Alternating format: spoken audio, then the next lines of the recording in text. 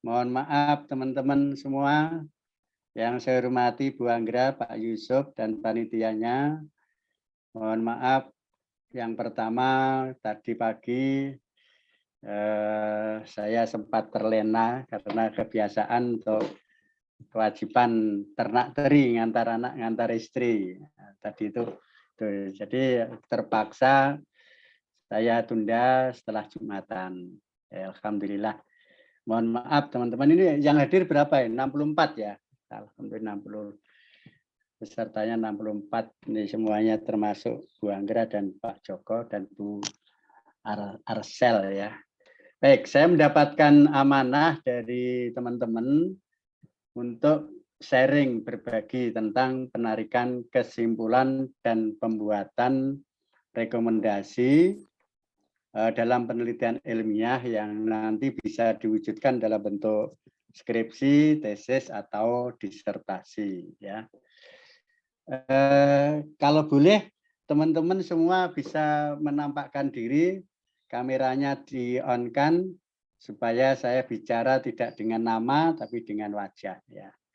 Baik, ini adalah karya yang pernah saya tulis, teman-teman, yang nanti bisa bermanfaat untuk program penyusunan skripsi atau untuk menyelesaikan studinya di S1.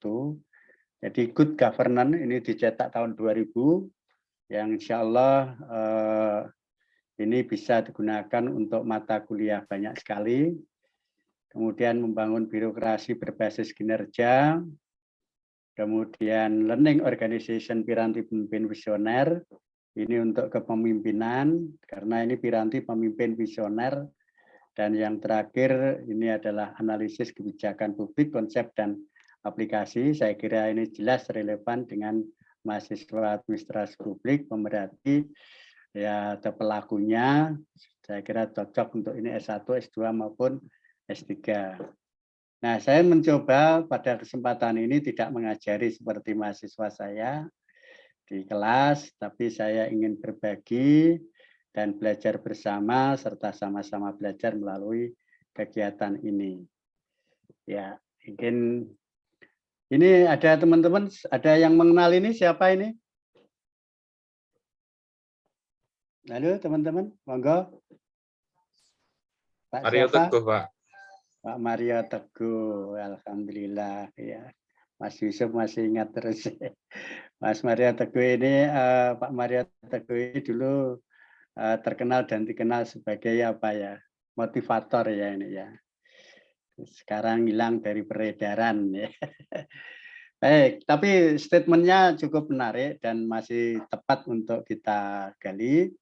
Ada kata-kata mereka yang berhenti belajar akan menjadi pemilik masa lalu. Jadi kalau kalian semua teman-teman berhenti belajar maka akan menjadi pemilik masa lalu. Ya sudah, masa yang sekarang dimiliki kalau tidak belajar maka itu yang akan dimiliki. Dan mereka yang terus belajar akan menjadi pemilik masa depan. Artinya apa? Ketika kita teman-teman belajar di S1, S2, S3, ya, apalagi di situ, kemudian juga dalam pendidikan, pelatihan, tambahan semacam ini itu adalah termasuk belajar. Dan mereka yang terus belajar akan menjadi pemilik masa depan. Ini. Oleh karena itu ada statement yang mungkin bisa kita renungi. Sebetulnya hidup ini sangat sederhana, tetapi kita merumitkannya dengan rencana yang tidak kita laksanakan, dengan janji yang tidak kita penuhi, dengan kewajiban yang kita lalaikan, dan dengan larangan yang kita langgar. Jadi kita punya rencana. Oleh karena itu proposal itu termasuk rencana nanti. Jadi penyusunan proposal. Nah, saya mendapatkan tugas ini. Penarikan kesimpulan dan rekomendasi merupakan kata kunci dalam penyusunan karya ilmiah, skripsi atau tesis atau mungkin disertasi atau di bentuk lain. Ya. Nah, pada dasarnya teman-teman penyusunan karya dalam bentuk apapun termasuk skripsi, disertasi itu ya katakan baik kalau harus ada kandungan linearitas di dalam substansinya itu. Dalam arti ada konsistensi, dan ada relevansi antar bagian dari dalam karya ilmiah itu. Di antara bab 1, 2, 3 sampai ke kesimpulan itu harus ada linearitas, ada saling berhubungan satu sama lain. Nah, itu ada konsistensi dan relevansi. Maknanya apa? Maknanya nanti kita ini akan menilai sebuah karya, tesis, skripsi, atau disertasi itu gampang kita lihat ada relevansinya enggak gitu ya. Aspek yang dikaji atau dianalisis harus relevan antara bagian satu dengan bagian yang lain. Jadi misalnya judulnya X tapi tujuannya tidak X turunan, tetapi judulnya menjadi tujuannya menjadi lain gitu ya. Masalahnya itu berarti tidak relevan, tidak berkaitan. Jadi relevansi aspek yang dikaji atau dianalisis harus relevan antara bagian satu dengan bagian yang lain. Konsistensi maknanya antara bagian satu dengan bagian lain, ya aspek yang dikaji harus konsisten. Jadi tetap satu garis gitu ya. Kalau bicara tentang formulasi kebijakan, ya terus nanti aspek yang menuntun tentang aspek kebijakan itu dalam konteks formulasi terus terjaga, tidak lari ke implementasi, tidak lari ke evaluasi, dan seterusnya. Itu adalah makna linearitas dalam sebuah karya ilmiah, yaitu relevan dan konsisten. Nah, kemudian saudara sekalian, sebuah karya ilmiah, skripsi, tesis, dan itu bisa dibagi dalam 3 bagian pada dasarnya. Ada pendahuluan, ada isi, ada penutup. Kalau kita gambarkan, saya pinjam karyanya Prof. Agus ini, bagian 1 misalnya pendahuluan, bagian 2 isi, bagian 3-nya penutup. Jadi teman-teman kalau menyusun skripsi, secara substantif isinya itu ada 3 bagian ini. Bagian 1 pendahuluan, bagian 2 isi, bagian 3 penutup. Nah, bagian-bagian itu nanti bisa terdiri dari beberapa bab. Misalnya bagian pendahuluan itu terdiri 1 bab yang antara lain secara substantif nanti bisa ditengok di buku pedoman, di penyusunan skripsi. Jadi latar belakang masalahnya apa, rumusan masalahnya apa, tujuan penelitiannya apa, manfaat penelitiannya apa. Contohnya misalnya rumusan masalahnya itu mengapa kebijakan ini tidak efektif. Jadi mungkin seperti itu pertanyaan dengan kata dasar mengapa atau mungkin bagaimana. Nah itu nanti tujuannya harus sinkron dengan ini.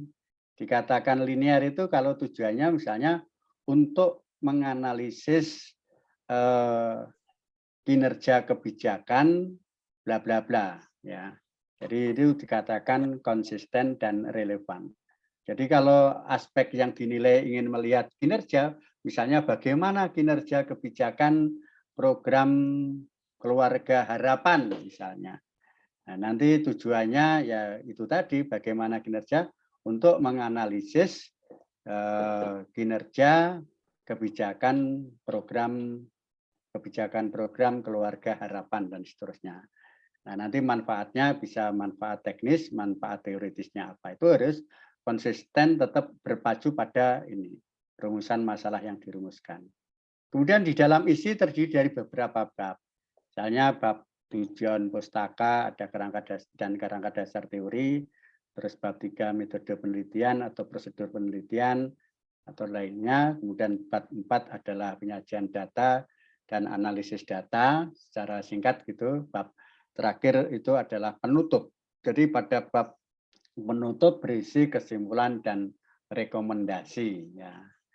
Jadi teman-teman tadi atau kemarin sudah 1 minggu ini sudah mendapatkan pewacanaan ya, pemantapan sekalipun di kelas sudah mendapatkan, tapi secara struktur dimantapkan prodi ini ya. Nah, pada dasarnya teori yang dibangun ya permasalahannya kalau kita bicara di latar belakang itu perbandingkan adalah antara kondisi normatif dan kondisi objektif. Biasanya perbandingan antara yang seharusnya dan yang senyatanya, das science dan das sollen. Kondisi normatif itu kondisi yang ideal. Kondisi objektif adalah kondisi yang senyatanya. Nah, itu diperbandingkan. Biasanya ada gap. Dan nanti ini dituangkan di dalam latar belakang. Sekalipun tadi sudah kemarin mungkin sudah diberikan oleh dosen lain, instruktur lain. Kemudian ada development isu inilah yang nanti akan menjadi pangkal tolak terjadinya masalah apa yang dirumuskan dalam karya ilmiah itu. Kemudian analisis faktor dikaji ya dengan menggunakan teori apa, pendekatan apa, dan hasilnya kayak apa. Itu adalah policy intervention-nya ini. Ini sekilas gambaran menyimak tentang itu. Nah, yang menarik sesuai dengan tugas saya adalah bagaimana menarik kesimpulan dan penyusunan rekomendasi. Di awal saya sudah menyampaikan bahwa penarikan kesimpulan dan penyusunan rekomendasi itu menjadi kata kunci dalam penyusunan karya ilmiah.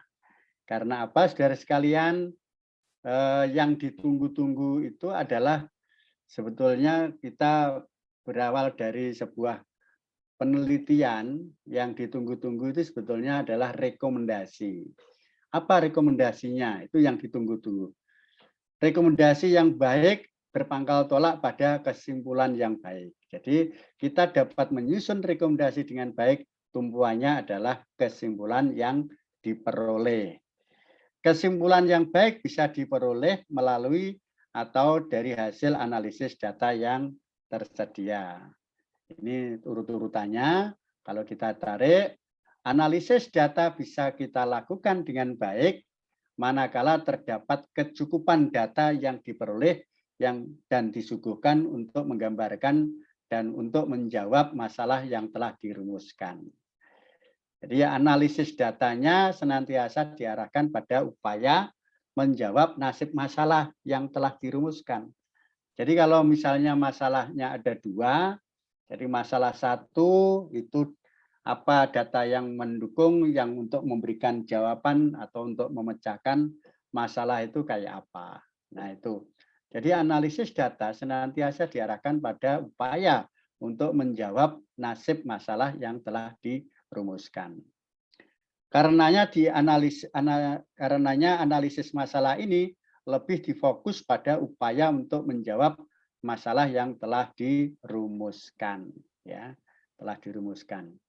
Kemudian upaya untuk menarik kesimpulan didasarkan pada hasil analisis data yang telah dilakukan pada bab sebelumnya.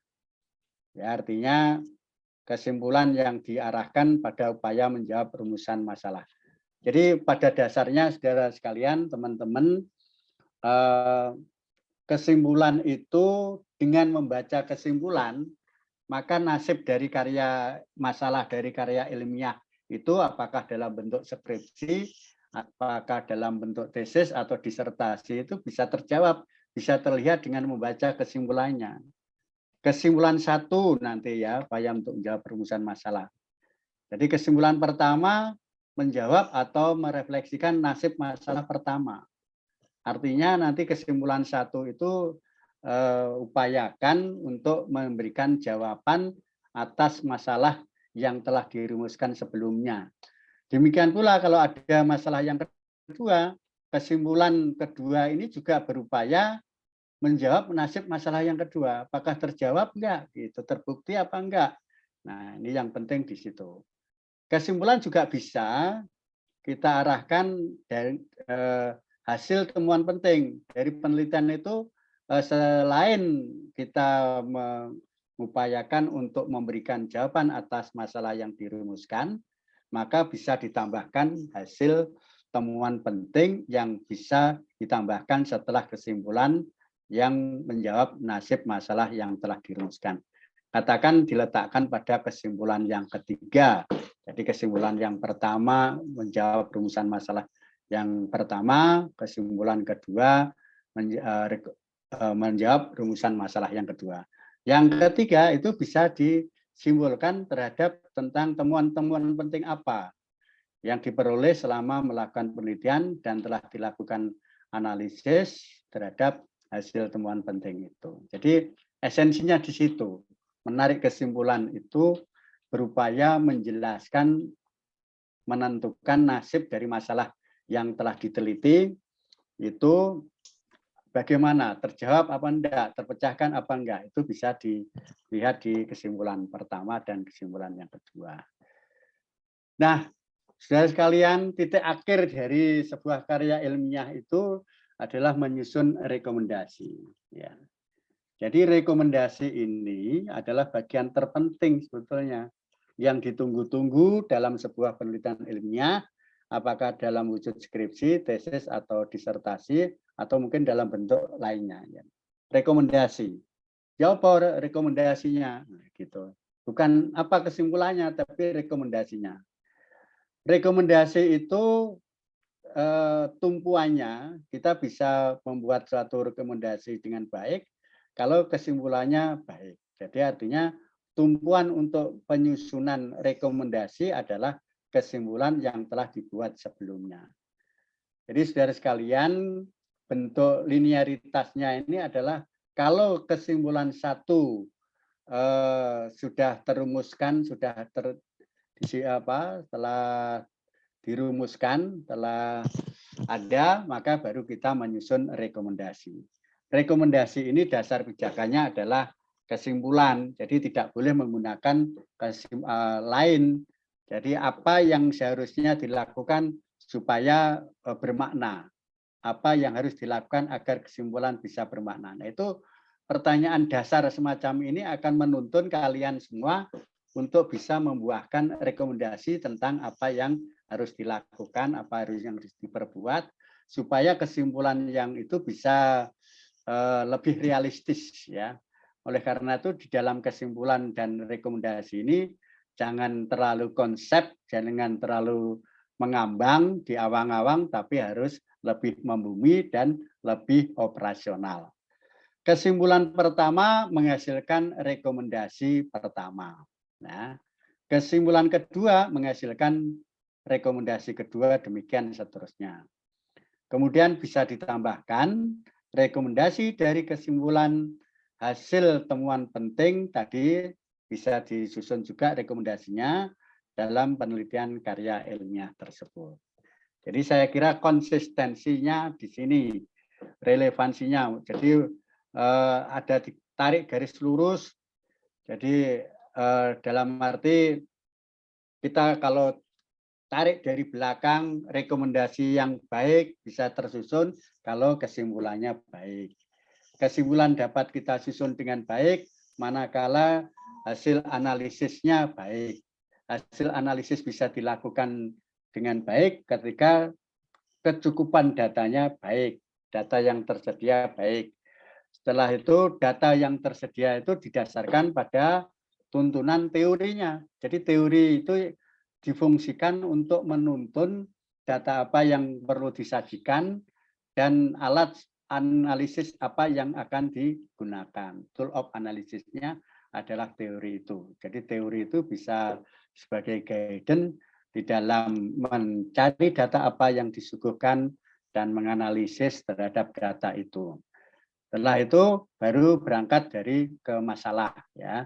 Jadi teori tadi tentunya tidak asal teori dituangkan semua, tetapi teori yang betul-betul akan bisa menuntun untuk mendiskusikan tentang masalah yang akan dipecahkan. Jadi rumusan masalah itu menjadi aspek penting. Nah, oleh karena itu biasanya kalau di S1 itu, Pak, judul saya apa, Pak? Pertanyaan pertama. Sebetulnya tidak ke arah judul, seharusnya yang dipertanyakan, Pak, masalah penelitian saya itu apa seharusnya. Tapi tidak apa-apa kalau untuk di S1, saya kira pertanyaan itu wajar-wajar saja. Ada ketakutan nanti jangan-jangan kurang nanti. Nah, itu nanti akhirnya ketika turun ke lapangan, itu yang membedakan S1, S2, dan S3 biasanya di situ. S1 itu pokoknya data semua yang ada di lapangan ditarik, Jangan-jangan nanti diperlukan dan seterusnya. Kalau S2 sudah terpilah dan terpilih, mana yang betul-betul dibutuhkan itu yang dikumpulkan, yang dicari, dibawa pulang. Sedangkan S3 juga lebih spesifik, lebih fokus, lebih arah ke sana gitu ya. Jadi saudara sekalian, ketika kita menyusun rekomendasi adalah polanya seperti itu. Jadi rekomendasi tidak lepas dengan kesimpulan, kesimpulan tidak bisa lepas dengan kalau langsung kalau di itu prosesnya ya, prosesnya itu adalah proses yang apa namanya melalui analisis dan seterusnya dan ada ya, makanya nggak temen nggak ada kamu ya.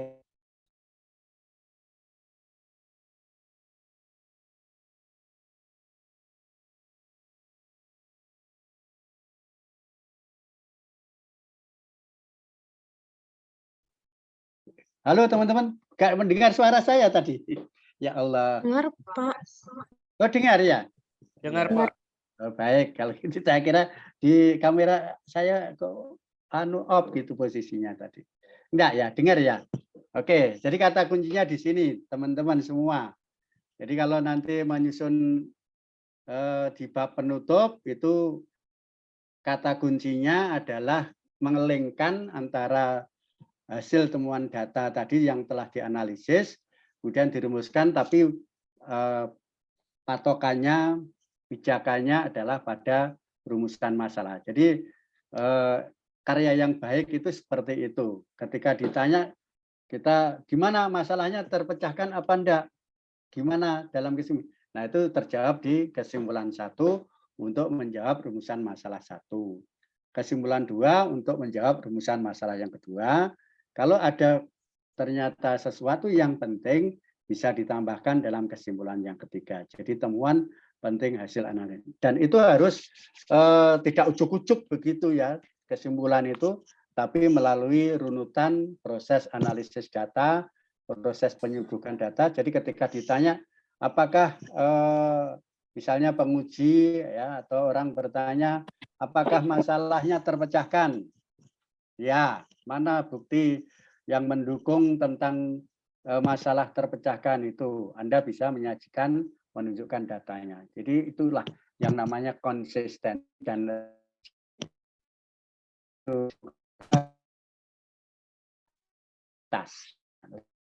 kita antara masalah yang dirumuskan dengan yang ditetapkan serta manfaatnya. Kemudian rumusan masalah akan menuntun teori apa yang akan dipilih, yang digunakan, kemudian data apa yang akan dicari, disajikan dalam kerangka untuk memecahkan masalah itu. Setelah itu dikaji, dianalisis, diolah, yang akhirnya menghasilkan titik temu dan itu merupakan sebuah kesimpulan ataupun jawaban atas permasalahan yang telah dirumuskan tadi. Terus lagi nanti dalam prosesnya yang saya katakan linearitas dan konsistensi tadi adalah di situ. Jadi apa yang dilakukan ini terutama dalam rekomendasi itu pegang teguh pada ini. Jadi apa yang bisa dilakukan agar kesimpulan itu bisa lebih bermakna lagi gitu ya. Jadi apa yang harus dilakukan supaya kesimpulan itu bisa lebih teknis, bisa lebih operasional, maka direkomendasikan ini. Nah, sehingga ketika misalnya ada suatu kebijakan tertentu yang diusulkan atau disimpulkan, apa yang harus dilakukan supaya kebijakan itu bisa berjalan dengan baik dan bisa direkomendasikan ya. Saya kira itu teman-teman, monggo mungkin ada pertanyaan karena tadi ada gangguan terus. Ya, silahkan nanti akan saya upload paparan saya ini. Jadi saya kira cukup singkat dan kata kuncinya di situlah.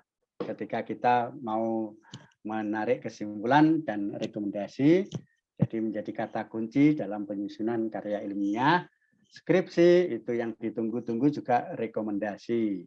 Tesis juga rekomendasi, disertasi apalagi ya. itu adalah sebuah upaya untuk menarik kesimpulan supaya kesimpulannya itu terjadi linearitas, ada hubungan satu dengan yang lain, ada kaitan satu dengan yang lain.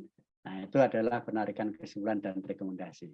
Oke, saya kira itu. Monggo silakan teman-teman yang mau bertanya atau mempertanyakan. Ayo silakan Bu Arsel, siapa tadi yang moderatornya? Oke, Pak.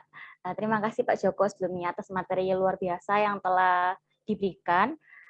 Selanjutnya kepada rekan-rekan mahasiswa, jika ingin bertanya atau sharing, dipersilakan bisa mengaktifkan fitur raise hand.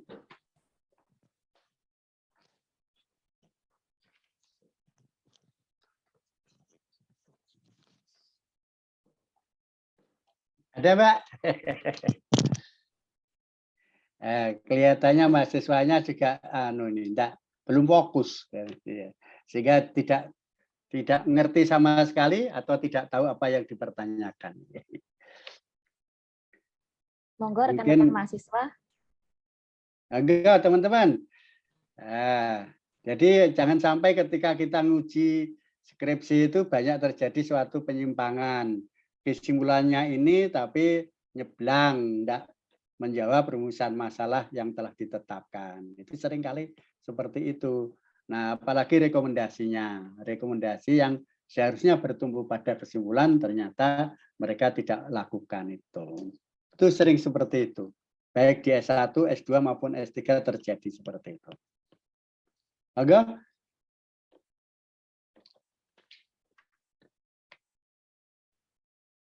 Mungkin rekan-rekan mahasiswa ada yang ingin bertanya namun berhalangan untuk mengaktifkan mikrofon, bisa menulis pertanyaan di kolom chat Zoom, nanti akan saya bantu bacakan. Silakan.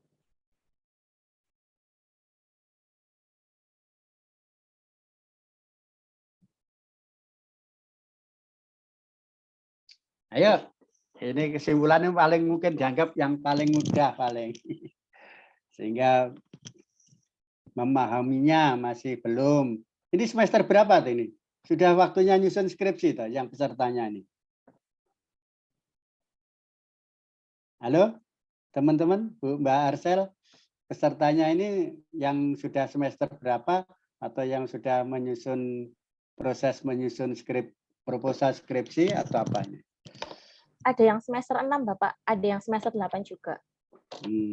Ya, sebenarnya semester 8 itu harus jauh lebih kreatif, lebih inovatif ya, pemikirannya lebih terbuka dan mau membuka diri. Oke, silahkan. Ya ada. Ya sudah, kalau tidak ada Mbak, mau diapakan? Mungkin masih belum ada pengendapan.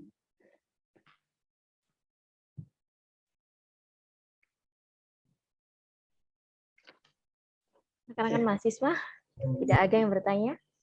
Ya. Baiklah. Alhamdulillah kalau tidak ada yang bertanya. Enggak. Diingatkan kepada rekan-rekan mahasiswa, silakan mengisi presensi yang telah disediakan di kolom chat Zoom. Baik, sepertinya sudah tidak ada yang bertanya nih ya Pak ya. Iya, mungkin ya. Rekan-rekan mahasiswa ini sudah paham. Ya, alhamdulillah kalau sudah paham. Tapi mudah-mudahan tulisan singkat ini nanti bisa menuntun teman-teman ketika proses mengimplementasikan dalam menyusun skripsi yang senyatanya. Ya, oke, saya berharap seperti itu. Tidak bertanya karena tidak paham, tapi memang lagi malas bertanya gitu. Tapi ngerti gitu ya. Oke, saya kira cukup dari Pak Joko. Dan bisa diskusi, bisa konsultasi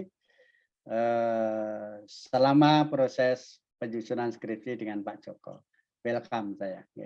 Oke, terima kasih Mbak. Saya kembalikan ke Mbak Teresia.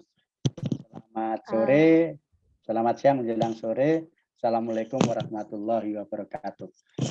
Waalaikumsalam warahmatullahi wabarakatuh. Baik. Selanjutnya saya akan membacakan kesimpulan dari materi pada siang hari ini.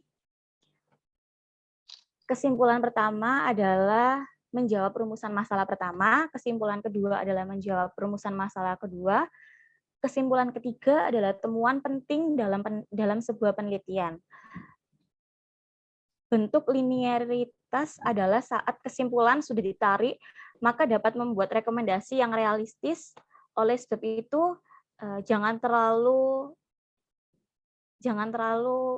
mengambang dalam menarik kesimpulan, agar nanti rekomendasinya bisa lebih realistis dan ada korelasi antara rumusan masalah, teori, kecukupan data, analisis data, kesimpulan, sehingga nanti akan menghasilkan rekomendasi yang baik dan realistis.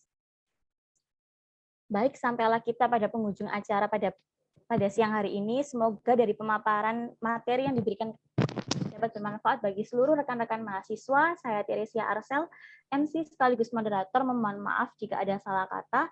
Sampai bertemu di kelas transkripsi dengan materi-materi selanjutnya. Saya ucapkan terima kasih kepada Bapak Joko yang telah menyempatkan waktunya untuk menyampaikan materi. Dan tak lupa saya ucapkan terima kasih kepada rekan-rekan mahasiswa yang terima kasih atas perhatiannya. Selamat siang dan selamat beraktivitas. Wassalamualaikum warahmatullahi wabarakatuh. Waalaikumsalam warahmatullahi wabarakatuh. Terima kasih.